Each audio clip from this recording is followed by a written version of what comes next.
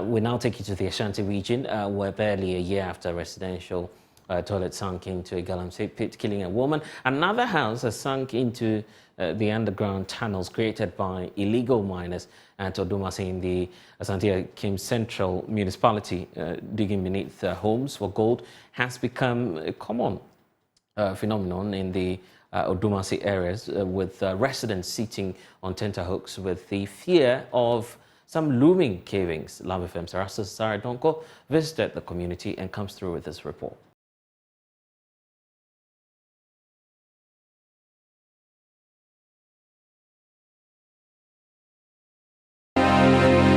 It's been close to a year since 26-year-old Gifty Manka's toilet sank with her into an illegal mining pit dug beneath her house at Odumase. But the practice of deep pit mining in homes at Odumase has not stopped. Part of this residential facility, a few meters from where Gifty died, sank on Sunday. I will describe the Odumase township as a sinking time bomb, ready to explode. Now, this gaping hole you see here leads underground to underground pits dug by illegal miners all across this area. Now, on Sunday, this building, which is inhabited by people at the moment, sank to the ground unannounced. Boom, just like that. And it's as a result of illegal mining underground, which is happening in the next house over there. And so people in the Odumase area, including where we are standing close to this mosque, live in constant fear that they might be sinking down into a hole while they sleep.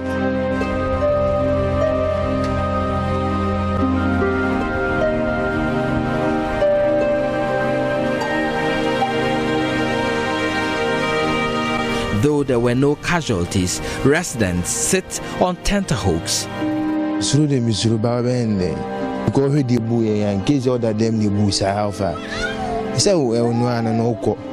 I am very scared, but I have no other choice. There are holes all around this area. They've dug almost everywhere because of Galamsey. So it is dangerous. This old woman shows me patches of cracks that developed in her room due to constant blasting by illegal miners beneath her building. She says, the building shakes when they blast the rocks with explosives, so I asked them to patch the building with cement. I am very scared because if the building shakes and collapses, I would have nowhere to go. Other residents are equally disturbed about the digging beneath homes in the town for gold. I am scared I will sink one day. When they blast the rocks, the building shakes. She says, we sometimes think we will sink and die one day.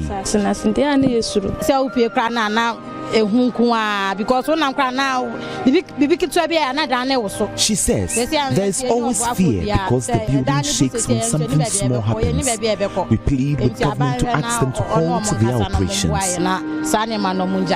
One of the mining fields can be found in this house. Our drone reveals the entrance to one of the deep pits through which miners enter to dig for gold beneath houses at Odumase. Packed with sacks of earth, this mine house is said to belong to one Alhaji Idi. A disturbed MC for Ashanti Region Central, Yao Kwachi, tells Love News attempts to stop the illegality have proved futile. When it came to our notice, we made an arrangement. Some of them were arrested and sent to courts. The rest that will be in the house will let you know they are not doing it. Before you realize they will be doing it at night, that order. We have made several efforts to, prevent these things, to stop them. But it keeps going on. The attempt that we made was to, pull down all those structures, pull them down. But amazingly, some of the members within those houses they are doing are still living in that houses. We give them notices to leave there. Financing becoming a problem to pull them down. We are also thinking of where we are taking these people who are still in these houses too. So that has been a challenge. And, we are doing everything possible. Now as it is, we are making plans to, look for funds elsewhere and to pull some of them down to serve as a deterrent to the other people living around those areas because it is becoming dangerous. Reporting for Joy News, Erastus Asaredonko, Odumase, Asante Region Central, Ashanti Region.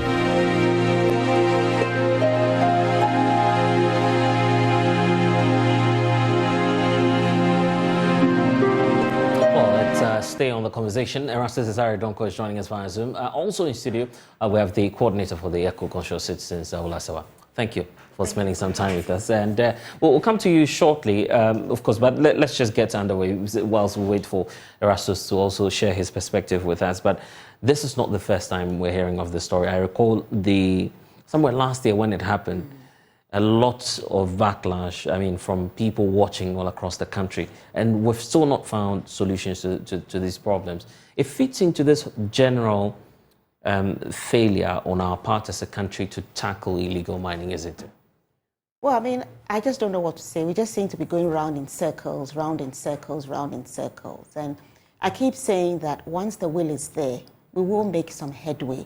I really can't get my head around what is going on. I don't know what we are waiting for before the severity of what is going on grabs us. We want mass deaths before we sit up. This is just not on. It's just not on. And the area within which it's happening, many would say it shouldn't come to us as a surprise. No. Yes. So why not live with it? Live with it? I don't quite understand. Live with it. We know that what's going to happen, if not today, tomorrow, we're going to have casualties. And we cannot bring people back to life. We need to understand that this is just criminal activity. And criminal activity needs to be stopped. You cannot be recklessly digging around, knowing very well, and just being unconcerned about the fact that people's homes could cave in, you could kill them because of a few bucks. When did Ghanaians become so greedy that they didn't care about their fellow men? What are the chiefs doing? What are the authorities doing? What are the people themselves doing? They have to come together and resist because it's their lives that are at stake. But the feeling too is that is this not happening because maybe it's a ripple effect? Of course, mainly within the community, see how some of quote unquote these illegal miners come into the community, get away with a lot of gold, a lot of cash, and they go scot-free. So why not do it at home? Could it not be a ripple effect of the broader challenge we have? The broader challenge is that illegality goes on with impunity. The people engaged in it seem, and I'll use the word seem, to be prospering. And others are saying, I want a share of that. But we have to be do a little bit of forward thinking. What exactly is it that is going on?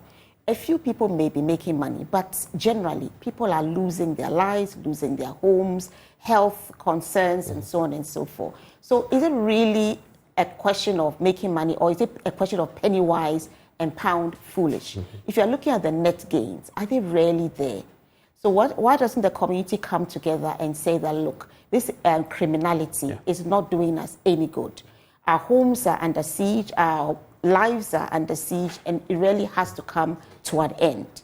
It really cannot go on. Can we hold the security agencies to account on this? Because the location and where these operations take place, it will be quite difficult to find out if anything is going on.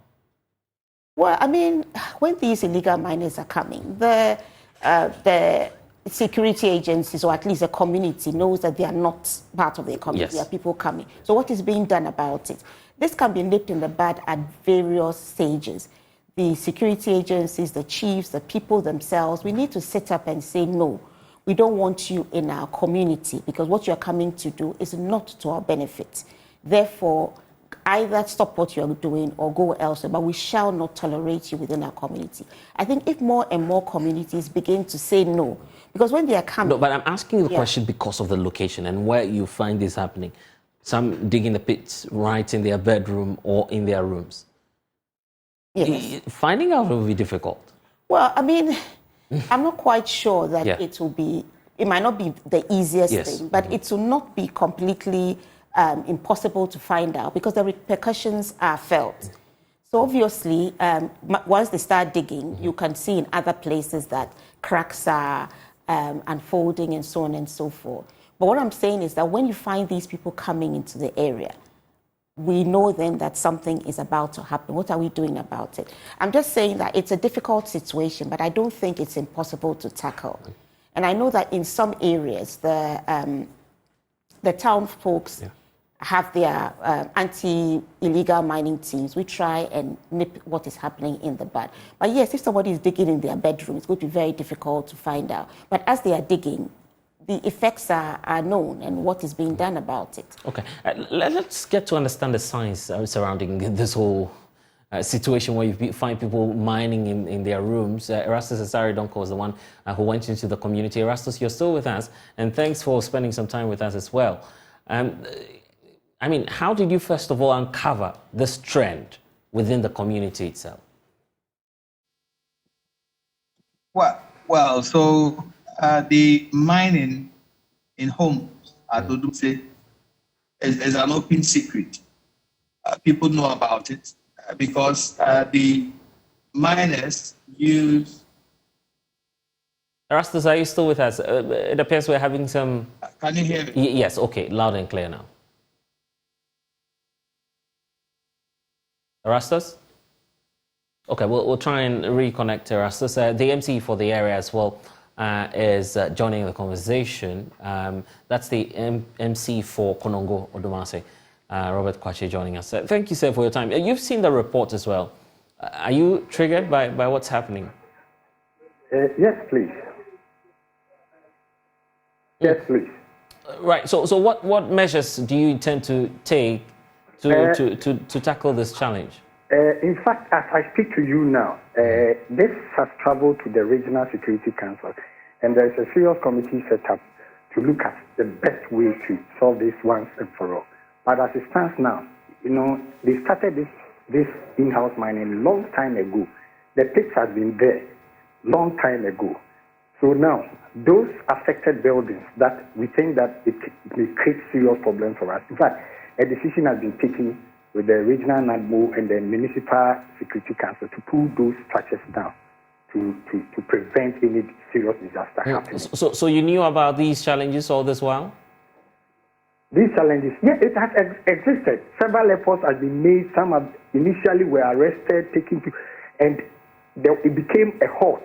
Nobody was doing it. But because those that we identify, some we do cover them, later you realize that they have, at night, it's a difficult situation. In fact, it's a very difficult situation. Is that to say that you are overwhelmed by what's going on in the community and that you're running out of control? It is not easy. It is it's a difficult thing that we are, because we fought them several times. You go, they run, the next time you can't understand. There has been several stakeholders meeting, traditional leaders together with the assembly will call the owners of these houses. You can't understand them. In fact, the attempt that has kept us not pulling most of these structures down is that in as much as these things are going on, some of them are still living in the houses. And the challenge is that where are we even going to place these people? In fact, Owerri Mines is supposed to do these things. You saw a shaft over there, which belongs to the mining company. They are supposed to protect these things. And all these things are, very worrying. I've been in office for 1.5, close to 2 years now. But these things have existed a long time ago. It's a serious issue. Okay, well, why not lock down the area and do a thorough audit or search of what's happening in the area? Some of the areas, not just that area alone, most of the areas have been locked down. Dangers are there. Nobody is allowed to go there. At night, you will not realize. Before you realize, they will call you that people have jumped into the places going to do that. You go there, you run away. Is that not questioning your authority or your, responsibility as MC for the area? Like I told you, we do arrest some of them, put them before court. Like that. They go. Other family members are there. not willing to. The best thing is what we have decided to do. Pull down those structures because we will not wait for disasters to come. When the place becomes very open, when somebody is doing, they will all know. Now we are fortunate that the oil mines, the regional security, together with the NISECA, set up a committee to look for a lasting solution to solve this in once and for all. So when will that feedback come from the Regional Security Council on this? Hello? So when is the Regional Security Council deciding on what to do? What the next steps will be? I think that we are having the first meeting on this Tuesday. Today, for instance, some of the structures have been pulled down. Okay. Sure. So what's next? We are waiting for the final decision that will come after the Regional Security Council, together with the traditional authorities, and then the MISEC. All right. Okay. Thank you for joining us. That's the MC for Konongo Odumase joining us on the phone. Erastus, you're also with us. I was asking you earlier about what happens in the community and how come, of course, as the MC is saying, authorities are not able to effectively tackle the problem. Kindly unmute for me, Erastus. So let me paint a picture for you. It's like Joy FM in Kokumlimli, and then the building that is next to your official building, somebody goes in there, digs a hole, and enters from there and start digging under Joy FM for gold. And so he digs all over and has a tunnel that leads to other houses downstream, west, east, and coast. And so all the buildings in Kokumlimli are hanging like that. That is the situation at Odumase. And so you can count about, the other time we counted about 5 houses that have entrances leading down underground, where they enter and they start digging beneath houses for gold. And so the situation has been there. A lady has died out of it. She just went to attend to nature's call in her own home, and the toilet sank deep into the pit. They used excavators to dig her out. And that's just a year. Today, another house has sunk in the same manner. And so I would say that the whole place is a hanging town. Any moment, another place could sink, which could kill a lot of people. Wow. Aula, you've been listening to this account, quite a chilling one. For all you know, where we are sitting now, I don't know if there's someone digging beneath us, but that's a scary situation. So someone creating problems for you when indeed you may not even be aware of what's going on. But then, as was said, this happened, well, the MCA said this has been going on for a long time now. So we have to ask ourselves if we're behaving like ostriches, because we know it's been going on for a long time. Some people are arrested, and then maybe we need a special court to only deal with these issues. And then it just goes on and on. Last year, a lady died. So between last year and this year, what have we been doing? Do we go to sleep until the next disaster? And I think it's very chilling to hear that the whole place could just be a disaster waiting to happen. It could just take a little rain, just anything, and everything caves in. So we need to act urgently. If it's a question of evacuating the place, we do so. But the idea that there's a situation and then we pay attention to it for a moment, and then when things seem to have subsided, we just sort of forget about it. That's what has been plaguing us. We need to deal with issues. And the solution is a challenge. Do we lock down the entire area in your estimation? I mean, the experts, not myself, the experts would know what to do. But again, I mean, the situation didn't develop today. It's been developing for a period of time because we haven't nipped it in the bud. We all know about the saying, the stitch in time saves 9. We've reached where we are today. The experts will know whether we need to cordon off the area, the whole area, evacuate everybody. But for heaven's sake, we do need to take action quickly. And then there are other areas where this is happening. Let's not wait for things to escalate before we do something about it. Illegal mining is plaguing this country, and we seem to be taking things in a very laid-down manner. And I want to commend in various areas the anti-Galamsey, anti-illegal mining group, whether at Asencrom, whether at, I forgot, Seshiatronsu, who are trying to take action to prevent such things from going on, because a stitch in time saves 9. Erastus, what are the residents telling you about whether or not, I mean, the possibility of shutting down the entire area? So the residents, I will divide them into two groups. There are those who are directly affected by the underground mine in the town, and they want to speak up, but they are afraid that the other group that is doing the mining will attack them if they do so. But I find something strange this time around. When the second one happened, almost everybody in the community wanted to talk about it. Now it has affected them so much, they tell me that in the night you can't sleep because they use dynamite to blast underground. Really? And it shakes the building. Yes, it shakes the building. And so we counted some of the buildings that have huge cracks in there. And so now they are willing to come out and they want authorities to do something about it. But there is this political twist to this whole thing. As one of them told me that they were supposed to demolish a building, they can't because if you demolish it right now, people will say that as the MPP that is now demolishing their supporters' homes, and so it will be used as a political capital. That is why nobody wants to go after those who are doing it. But I have confirmation from the MC that this particular mining within a particular house, which has gotten this one coming down, they are going to pull down that building. So we are looking at it to see how that will go. Okay, and this is my fear, the point about next year being an election year. If nothing is done this year, bet you, I doubt if it will happen next year. You see, what Ghanaians need to realize is that what is happening is pure wickedness. It's pure wickedness. And we need to have a cross-party solution. It's not about MPP, NDC, YWD. It's about Ghana. If people are involved in this reckless criminal activity, they can be, as was said, it's an open secret. They can be found, dealt with. We need to have courts that deal with matters speedily, special courts.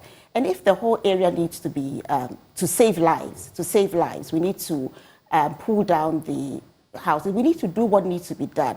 But a responsible government should not be afraid of taking unpopular decisions that will save lives. Leadership is not an easy thing. So if you aspire to leadership, you should be prepared to take unpleasant decisions for the good of the people. But aside the political cost, there's also the alternative, which will come up anytime you talk about relocating the people. The point that, well, look, if you're moving 50 people out of the area, you need to find them a place to live. Okay, let me ask, if there was an earthquake right now, wouldn't we find a place to move the people? If we had a disaster right now, we'd find a place for them. So let's put it this way, that this is a disaster waiting to happen. And nobody is going to forgive us. If we saw what was happening, we stood idly by, something happens and there's a mass loss of life. Yeah. We really need to do something now. So these are excuses. We can't find a place. That is if we appreciate the seriousness of the situation. But somehow a disaster comes, we all jump up and down, and then somehow it fades and we forget about it. There's no consistent dealing with a problem to make sure that it doesn't happen again. If you don't deal with these reckless criminals who are endangering lives, they've already killed somebody, they're endangering lives. If we don't deal with them seriously, we're encouraging others to continue doing what they are doing. But if we were to deal with them harshly, as the law demands, they would stop. Or at least people would not be encouraged to do the same thing. And Erastus, that brings to mind the issue about the decision of the Regional Security Council. What are the options on the table now? Erastus? Erastus, I was asking about the Regional Security Council, the issue being moved to that level. What are the options on the table now? Well, so I have seen a letter coming signed by the regional minister calling for the setting up of a committee involving all the stakeholders, i.e. The Lands Commission, the Minerals Commission, the Environmental Protection Agency, the Assembly itself, the Northern Gold Company, that is who own the concession in that area itself. And let me say that the company could also be held liable because they own an old shaft, which is in the area that the miners are used to enter underground. And it's supposed to be cordoned off and protected. They also own some pits that are unprotected. I think that they should all come together and find a solution to this. So we are yet to see how that committee will meet and what solutions will be developed out of this. But I must say that whatever solutions they are thinking of, this is a waiting disaster. Any moment, one of those compound houses carrying about 15 people will come down, and that will be a disaster for everybody. Okay, Erastus, thank you. We'll reconnect some time later when we get updates on the story. We need to go. What would be your message to residents of the community? And I mean, at large, let's feed this into our fight against Galamsey. Well, I've always said it's a clear and present danger. And people should not always wait till they are personally affected to do something about a situation. The residents know the people, the criminals causing this. If they have to go and arrest them all and take them to the police station, I don't know. But something needs to be done. As we've been told, there's a disaster waiting to happen. You know, it's an urgent situation. We can't waste any more time. So everybody needs to join the fight against illegal mining. Everybody needs to join. The chiefs, the people, security forces, MCEs, politicians, and we must not play politics with it. It's too serious a matter. And I think what needs to happen is that the communities need to understand that at the end of the day, it's their lives that are at stake, and they can't wait for anybody. They need to take action. Right. Grateful, Aula. We'll see you again, definitely when another issue comes up. But we're just praying that government will deal with this matter urgently. Yes, indeed, we need to do that. Thank you for joining us. And of course, we'll be talking about the Agenda 111 shortly. Government has been giving updates on its health policy. We'll get into that after this break. Please stay.